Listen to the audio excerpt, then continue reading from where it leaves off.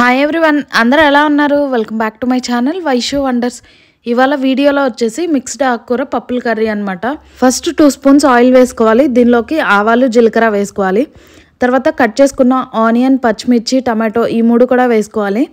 Tomatoes వచ్చేసి ఇక్కడ 3 tomatoes తీసుకున్నాను. 2 పచ్చిమిర్చి, పెద్ద సైజు ఆనియన్ ఒకటి తీసుకున్నాను. ఇవి కొంచెం జస్ట్ వేగాలన్నమాట. ఒక 1 మినిట్ సరిపోతుందండి. తర్వాత దీనిలోకి మనం కట్ చేసుకున్న ఆకుకూర వేసుకోవాలి. సో ఆకుకూర వచ్చేసి తోటకూర, పాలకూర, చుక్కకూర 3 అనమాట. 3 కూడా సేమ్ ఒక్కొక్క కట్ట అండి. అంటే సేమ్ పోర్షన్లో తీసుకోవాలన్నమాట, ఈక్వల్ క్వాంటిటీ. ఈ 3ని కూడా కట్ చేసుకొని వేసేసుకోవాలి. 3 ఆకుకూరలు కలిపి వేసుకుంటున్నాం కాబట్టి టేస్ట్ బాగుంటుంది. చుక్కకూర కూడా కాబట్టి చుక్కకూర కొంచెం పులుపుదనం ఉంటుంది. సో పుల్లగా బాగుంటుంది. పెద్ద కట్టలు అయితే ఒకటి సరిపోతుందండి. సో చిన్న కట్టలు అయితే మాత్రం 2-3 వేసుకోవాలన్నమాట. ఆకుకూర కూడా మగ్గితే కొంచెమే అయిపోతుందండి.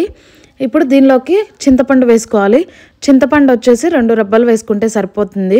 ఆల్రెడీ చుక్కకూరలో పులుపు ఉంటుంది కాబట్టి కొంచెం వేసుకోండి. తర్వాత కారం వచ్చేసి 2-3 స్పూన్స్ వేసుకోవచ్చు మీ కారాన్ని బట్టి. తర్వాత ఉప్పు వేసుకోవాలి. ఉప్పు కొంచెమే వేసుకోండి, ఆకుకూరలోకి తక్కువ పడుతుంది. ఉప్పు కూడా వేసుకున్న తర్వాత పసుపు వేసుకోవాలండి. పసుపు వచ్చేసి ఒక 1/2 స్పూన్ వరకు వేసుకున్నాను. ఇప్పుడు 1/2 కప్ వరకు పచ్చిశనగపప్పు యాడ్ చేసుకోవాలండి. మీరు నానబెట్టుకొని అయినా వేసుకోవచ్చు, లేదా మనకి కర్రీ ఉడికేలోపు ఈ పప్పు కూడా ఉడికిపోతాయి అన్నమాట. ఈ పప్పు వేసుకోవడం వల్ల ఇంకొంచెం అడిషనల్ టేస్ట్ వస్తుంది కర్రీకి. తర్వాత 4-5 వెల్లుల్లి దంచి వేసుకోవాలండి. ఇవన్నీ వేసుకొని ఒకసారి మూత పెట్టేసుకోవాలి. మూత పెట్టుకున్న తర్వాత మగ్గిపోతుంది అనమాట ఆకుకూర అంతా కూడా. చూసారు కదా, ఇలా మగ్గిన తర్వాత దీనిలోకి వాటర్ యాడ్ చేసుకోవాలండి.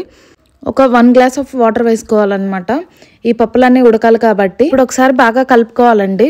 మొత్తం కలిపేసుకొని మూత పెట్టేసుకొని ఒక 15 మినిట్స్ ఉడికించుకోవాలి. 15 మినిట్స్లో మొత్తం ఉడికిపోతుందండి. పప్పులు కూడా అన్నీ మెత్తగా ఉడికిపోతాయి. 15 మినిట్స్ తర్వాత ఇలా కర్రీ మొత్తం రెడీ అయిపోయి ఉంటుందండి. సో ఇంకా స్టవ్ ఆఫ్ చేసేసుకొని బౌల్లోకి సర్వ్ చేసుకోవటమే.